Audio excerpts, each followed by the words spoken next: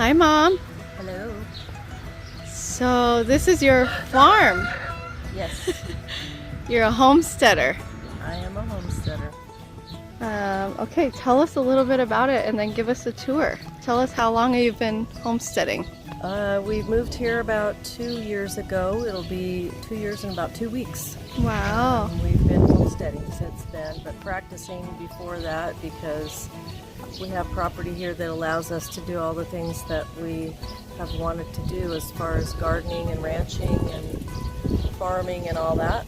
This was built in 1910 and it's been remodeled a few times since then, but the actual buildings that are still here are from that time period.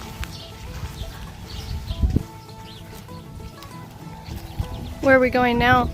This is our winter wood supply, part of it anyway. We have a wood burning stove in our main room, so we use all this wood to burn for heat. How do you keep it dry during the winter? We have to keep it covered with the tarp. Right now it's uncovered because Zach was cutting and stacking today. These grow wild here because they're full of seeds. So they drop the seeds and they grow along our ditch banks. The cows love to eat them, so we pull them out and give them to the cows, goats, and They're so beautiful. yeah, they are beautiful. This What's is chicory, and chicory is related to the dandelion family. You can see the leaves look like dandelion greens. You can eat them, but when you pull them out, they have a big long root on the bottom that you split apart and you toast it, and then you grind it up, and it can be used as a coffee replacement. It doesn't have caffeine, but I actually use it in my coffee mix because it offers a prebiotic for your gut. This is a nectarine tree. We've got a peach tree, a Honeycrisp apple, and a cherry tree. Okay. They don't have fruit on them this year because they're still young trees. Actually, our little apple tree did, but our main apple tree, which we believe from doing research is possibly 70 years old. Wow. Came with the farm, which is right here. Look, a free-range chicken. No, this is a pasture-raised chicken, right? Pasture-raised chicken. Several pasture-raised chickens. How many chickens do you have in total? We have right now about 30 chickens, and then we had 14 of them that just hatched. Unfortunately, Mama kind of disowned 2 of them. One passed away, but so we have a total of 13 left. Oh. Not really sure what kind of apple tree this is, but it bears a lot of fruit every year, and they're wonderful tasting apples, and you can bake with them. I want to say it might be maybe like a Fuji type species, but our tree is just loaded. You can see them all up in the branches underneath there. Use apples to make pies and applesauce and apple butter, and we feed them to the animals, and we just have so many of them sometimes I can't process them all. Now those are sunflowers. Wow. How tall are you? I'm like 5'2", maybe shorter. So this is a sunflower. These actually produce sunflower seeds. And it's amazing if you get up really close and look. Each seed has a tiny little flower. And the bees come and pollinate each little flower. And that's what makes sunflowers. And there's a bee right there coming up. This is as big as a dinner plate, but they get bigger. 4 of those. Are these all organic? Yes. And the bees come here every day? Oh yeah, they're on there all the time. Sometimes they even sleep up in the cracks of the leaves. Really? I'm sure you have a really great relationship with the bees, right? Oh, absolutely. I don't bother them and they don't bother me. Yeah. And I try to put flowers around the garden to attract them because we need pollinators. Right. They're endangered because so many of the farmers use pesticides that unfortunately kill the bees too. And fertilizers are not good for any creature that naturally pollinates. One right here. This is red raspberry. Red raspberries, you can use the leaves to make tea. So when we're done with harvest season, I clip the branches and dry the leaves, and you can make tea, which is very beneficial, especially for women. See, look here, you can see the raspberries starting to come on the end of the branches here. Soon those will grow into a larger berry. There's one that's starting to kind of get its little berries there, whatever you call them. How long does it take for them to fully develop? That's a good question. Probably a few weeks. My cabbage patch, as you can see, I've already picked some. I also have some comfrey growing in here, which it has to be shaded, so I keep the little thing over it. Comfrey is a herb that's used for pain. How do you keep the pests off of these cabbages? Obviously we don't. As you can see, somebody ate half of that. Typically we spray stuff on them that has cinnamon and peppermint in it, and the bugs don't like that, so they move on. But we have to keep on top of it all the time.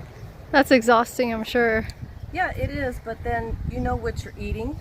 Mm-hmm. We don't have to worry about anything being on there that we wouldn't want in our stomach.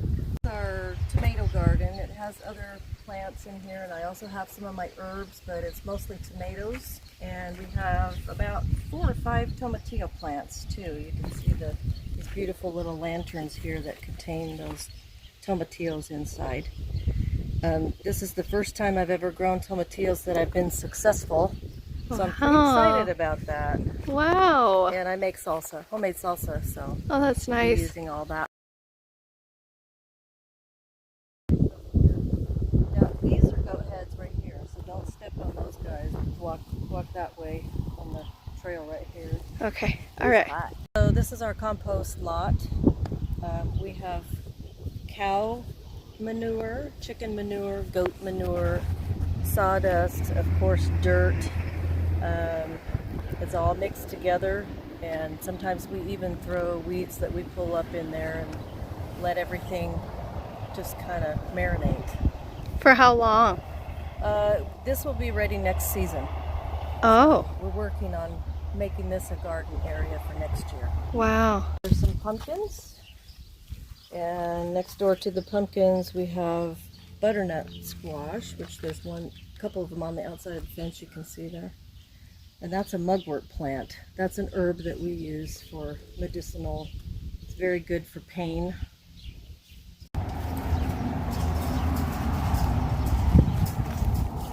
This is our garden, and all the soil in here is stuff that we composted as well too. Wow. We have a lot of herbs growing. This is mint. This is lemon balm. Next to the mint, it's actually part of the mint family. And I have 2 different types of sage. Those are gorgeous. This is one here too. And I actually make my own sage bundles for burning, because when you smudge with sage, it can kill up to 98% germs that are in the air in your house. Wow. So it's really beneficial for. And you've got Sterilizing. peppers over here too? Yeah, bell peppers. Wow. And Green onions? green onions, yes. Basil. You have thyme, 2 different kinds of thyme, the lemon thyme and German thyme. And this is pineapple sage here. Beautiful. Okay, so all the ones over there are cherry tomatoes on the back wall. We have the heirloom tomatoes, like for table, salads and sandwiches and stuff. We have Roma tomatoes, Ace 55, which is an heirloom.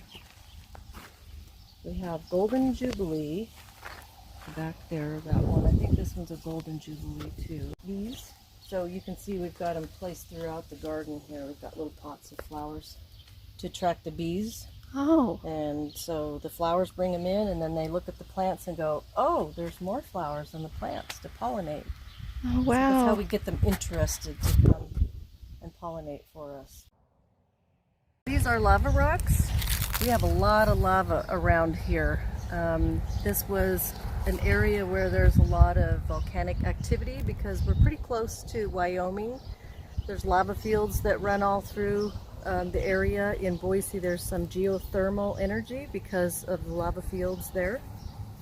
And you can see some of the rocks we find are slabs, and Wow. eventually these are going to be used for a pond that we want to put in here and build a gazebo and barbecue area too, but that's another day.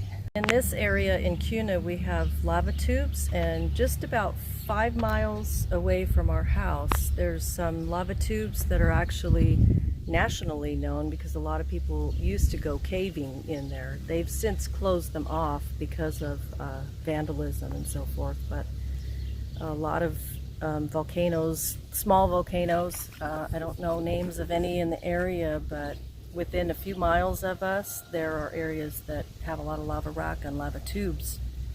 So it's a very active area.